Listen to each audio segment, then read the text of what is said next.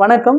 இன்னைக்கு உலக சுகாதார அமைப்பினால குளோபல் ஹெல்த் எமர்ஜென்சின்னு அறிவிக்கப்பட்ட குரங்குமை நோய் பத்தி பார்க்க போனோம். ஃபர்ஸ்ட் ஏன் இதுக்கு குரங்குமை அப்படின்னு பேர் வந்துச்சு அப்படின்னா, ஃபர்ஸ்ட் 1958ல குரங்குகள்கிட்ட தான் இந்த நோயை கண்டறியப்படுது. அதனால குரங்கம்மைன்னு சொல்றாங்க.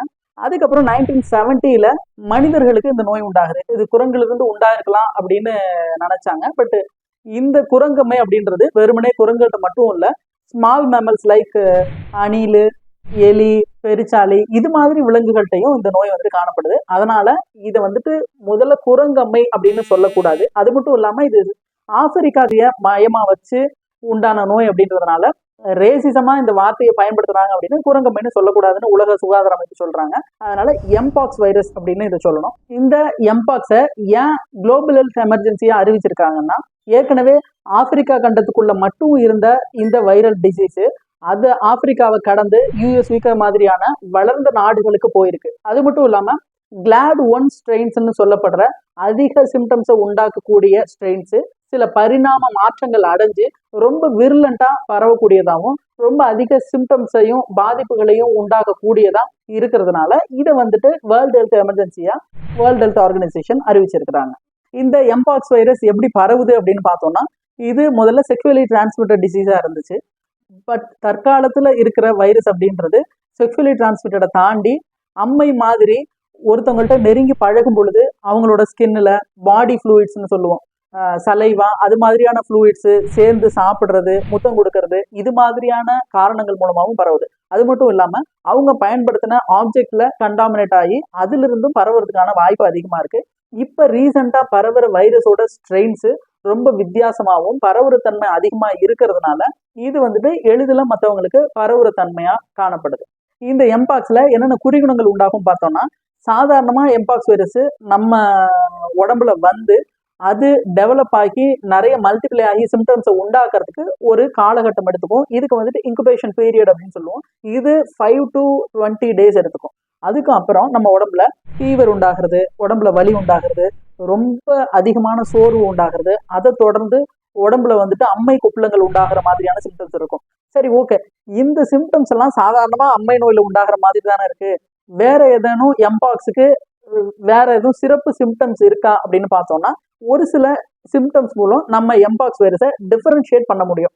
அது என்னென்ன அப்படின்னு பார்த்தோம்னா, இந்த எம்பாக்ஸ் வைரஸ் வந்துச்சு அப்படின்னா வாயில, கண்ணுல, அது மட்டும் இல்லாம உள்ளங்கைகள்ல, உள்ளங்கால்கள்ல இந்த எம்பாக்ஸ் வைரஸோட வெசிக்கிள்ஸ் ஃபார்ம் ஆகும். இது சாதாரண அம்மை நோய்க்கு இருக்காது. அது மட்டும் இல்லாம பெரும்பாலான எம்பாக்ஸ் வைரஸ் அஃபெக்ட் ஆன பேஷண்ட்ஸுக்கு லிம்படினோபதின்னு சொல்லுவோம், நெறி கட்டுதல், தொடை இடுக்குல, கழுத்துல அது மாதிரி நெறி கட்டுதல் உண்டாகும். அது மட்டும் இல்லாம virus, small box virus, chicken box virus எல்லாம் ஒரு வேவ் லைக் சிம்டம்ஸ் இருக்கும். முத நாள் அதிகமா இருக்கும், அதுக்கு அடுத்த நாள் அதை விட அதிகமா இருக்கும், அதுக்கு அடுத்த நாள் அதிகமாகி அப்படியே குறையிற மாதிரி இருக்கும். பட் இந்த வைரஸ் வித்தின் அ டேவே உடம்பு முழுக்க அம்மை குப்பளங்கள் ரொம்ப பெருசா உண்டாகும். சாதாரணமா இருக்க அம்மை குப்பளங்களை காட்டிலும் இதனுடைய அளவு பெருசா இருக்கும். அது மட்டும் இல்லாம அதுல பஸ்டுலா ஃபார்மேஷன் சொல்லுவோம், அதுல உண்டாகிற பஸ்ஸோட ஃபார்மேஷன் ரொம்ப சீக்கிரமாவே உண்டாயிடுது. யாருக்கெல்லாம் இந்த நோய் ரொம்ப பாதிப்பை உண்டாக்கி இறப்பு அளவுக்கு கொண்டு போகும் அப்படின்னு பார்த்தோம்னா, பொதுவா சாதாரணமா இம்யூனிட்டி நல்லா இருக்கிறவங்களுக்கு இது ஒரு செல்ஃப் லிமிட்டிங் டிசீஸ் அப்படின்னு சொல்லுவோம். பொதுவா இது மாதிரியான அம்மை செல்ஃப் லிமிட்டிங் டிசீஸ். அது நம்ம மருந்து சாப்பிட்டாலும் சாப்பிடலனாலும் ஒரு சில சிம்டம்ஸை உண்டாக்கிட்டு அதுவே குறைஞ்சிரும். ஆனா எதிர்ப்பு சக்தி கம்மியா இருக்கவங்க, லைக் ஒரு ரீனல் ஃபெயிலியர் ஆகி இப்போ டயாலிசிஸ் பண்ணிட்டு இருக்கவங்க, ஆல்ரெடி ஹெச்ஐவி மாதிரியான நோய் தொற்றுக்கு உண்டாக்கி இம்யூனிட்டி கம்மியா இருக்கிறவங்க, கேன்சர் நோய் கீமோதெரப்பி எடுத்துட்டு இருக்கிறவங்க, அது மட்டும் இல்லாம சில இம்யூனோ சப்ரசன் ட்ரக்ஸ், ஸ்டீராய்ட்ஸ் எடுக்கிறவங்களுக்கு இந்த நோய் ரொம்ப விர்லண்டா ரொம்ப அதிகமான சிம்டம்ஸை உண்டாக்கும். அப்படி உண்டாக்குறது மூலமாகவும் செகண்டரி இன்ஃபெக்ஷன் அப்படின்னு சொல்லுவோம். இந்த நோய் இதை தவிர மற்ற இன்ஃபெக்ஷன் உடம்புல உண்டாகிறது. அது மட்டும் இல்லாம நுரையீரலை பாதிச்சு நிமோனியாவை உண்டாக்குறது, மூளையை பாதிச்சு என்செஃபலைட்டிஸ் உண்டாக்குறது. இது ரொம்ப ரேரான சிம்டம்ஸ். இது இயல்பா எல்லாருக்கும் உண்டாகிறதுல இது மாதிரி சிம்டம்ஸை உண்டாக்கி அது படிப்படியா இறப்புக்கு வழிவகுக்குது. இந்த எம்பாக்ஸ் வைரஸை தடுக்கிறதுக்கு எதுவும் ப்ரிவென்டிவ் மெஷர்ஸ் இருக்கா, வேக்சினேஷன் இருக்கா அப்படின்னா இருக்கு. ஆப்பிரிக்கால இப்போ உண்டாகிற நோய்க்கு நிறைய வேக்சினேஷன்ஸ் போட்டுட்டு இருக்காங்க. இதுல என்ன ஸ்பெஷல் அப்படின்னு பார்த்தோம்னா, இந்த எம்பாக்ஸ் வைரஸும் நம்ம சின்ன வயசுல பெரியம்மைக்காக போடுவோம் இல்லையா, அந்த ஸ்மால் பாக்ஸ் சொல்லுவோம், அதுக்கு போடுற வேக்சினுக்கும் ஒரு ஒற்றுமை இருக்கு. இந்த 2 வைரஸுமே ஆர்த்தோபாக்ஸ் வைரஸ் அப்படின்று சொல்லப்படுற ஜீனஸை சேர்ந்தது. ஆனா அந்த வேக்சினேஷனை வச்சு இந்த வைரஸ் வராமலாம் தடுக்க முடியாது. இது ரெண்டுக்கும் சேர்த்து வேக்சின் எதுவும் தயாரிக்க முடியுமா அப்படின்னு யூஎஸ் மாதிரியான கண்ட்ரிஸ் நிறைய ரிசர்ச்சஸ் போயிட்டு இருக்கு. பட் இதுக்கான தேவை வந்துட்டு இந்தியாவில் இல்லை. இந்தியாவில் நிறைய கேஸ் ரிப்போர்ட் ஆகாததுனால, இதுக்கான தேவை இல்லாதனால அந்த வேக்சினேஷன்லாம் தயாரிக்கல. அது இல்லாம சில வாழ்வியல் முறைகளை நம்ம ஃபாலோ பண்றதன் மூலமா இதை வந்துட்டு தடுத்துக்க முடியும். பொதுவா நம்ம ஏற்கனவே சொன்னோம், உடம்புல எதிர்ப்பு சக்தி நல்லா இருந்துச்சுன்னா இந்த வைரஸ் வந்துட்டு பெரிய அளவுக்கு தாக்கத்தை உண்டாக்குறது இல்லை.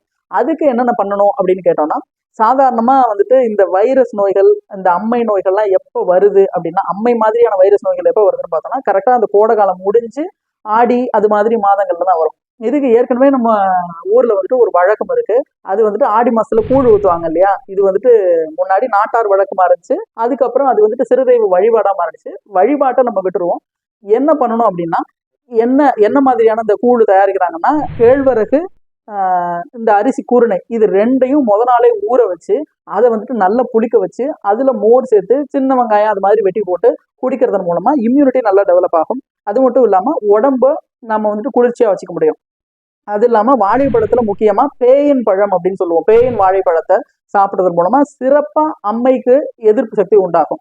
அது மட்டும் இல்லாம உடம்ப குளிர்ச்சியா வச்சுக்கிறதுக்கு நம்ம வீட்டு பக்கத்துல கிடைக்கிற கற்றாழையை வந்துட்டு அதோட சதையை வந்துட்டு எடுத்து நல்லா கழுவி அதை சாப்பிட்றது, நன்னாரி மணப்பாக எடுத்துக்கிறது. அது மட்டும் இல்லாம இம்யூனோ மாடுலேட்டர், ஒரு எக்ஸலண்ட் இம்யூனோ மாடுலேட்டர்னா சீந்தில் சொல்லுவோம், அந்த சீந்தில கஷாயம் வச்சு குடிக்கிறது மூலமா நம்மளோட எதிர்ப்பு சக்தியை நம்ம தரமா வச்சுப்போம். அதன் மூலம் இந்த வைரஸ் வந்துச்சுன்னா அதுக்கு பாதுகாத்துக்கிறதுக்கான எல்லா சக்தியும் நம்ம உடம்பே உண்டாக்கிக்கும். இந்த எம்பாக்ஸ் வைரஸ் நமக்கு உண்டாயிடுச்சுன்னா இதை குணப்படுத்த முடியுமான்னு கேட்டா, சித்த மருத்துவத்துல பொதுவா 18 வகையான அம்மை நோய்களை பத்தி சொல்றாங்க. இதுல குறிப்பா கரும்பணிசை, நீர்க்குழுவன் அப்படின்னு சொல்லப்படுற அம்மை குறிகுணங்கள்ல இந்த எம்பாக்ஸ் வைரஸ் ஒத்து இருக்கு. இதுக்கு லிங்க சந்தூரம், படிகடிங்கு தூவர், நிலவெம்பு குடிநீர், முத்துப்பற்பம், பவளப்பற்பம், அது மாதிரி நிறைய மருந்துகள் குணப்படுத்துறதுக்கு இருக்கு. அது மட்டும் இல்லாம இந்தியாவில் இருக்கிற ஹெல்த் கேர் ஃபெசிலிட்டிஸை வச்சு நம்ம இந்த நோயை எளிதா எதிர்கொள்ள முடியும். பட் இந்த இறப்பு சதவீதம் அப்படின்னு நம்ம கணக்கெடுக்கிறது எல்லாமே ஆப்பிரிக்கால இருக்கிற இறப்பு சதவீதம். அங்க ஹெல்த் கேர் ஃபெசிலிட்டிஸ் இந்தியா அளவுக்கு இல்லை. அதனால இதை குறிச்சு, இந்த எம்பாக்ஸ் வைரத்தை குறிச்சு நம்ம கொரோனா மாதிரி ரொம்ப கொடுமையான நோயோ அது மாதிரி ரொம்ப பரவுற தன்மை அதிகமா இருக்கோ அப்படின்னு பயப்படணும்னு அவசியம் இல்லை. ஆனா நம்ம ஏற்கனவே சொன்ன மாதிரி ஒரு சில முன்னெச்சரிக்கைகள் நடவடிக்கைகளோட இருந்து நம்மளோட இம்யூனிட்டியை, எதிர்ப்பு சக்தியை சரியா வச்சுக்கிறதன் மூலமா இந்த நோய் மட்டும் இல்ல, எல்லா நோய்களையும் நம்ம எதிர்கொள்றதுக்கான திறனை பெற முடியும். அதனால அந்த வழிமுறைகளை நம்ம ஃபாலோ பண்ணுவோம். நன்றி.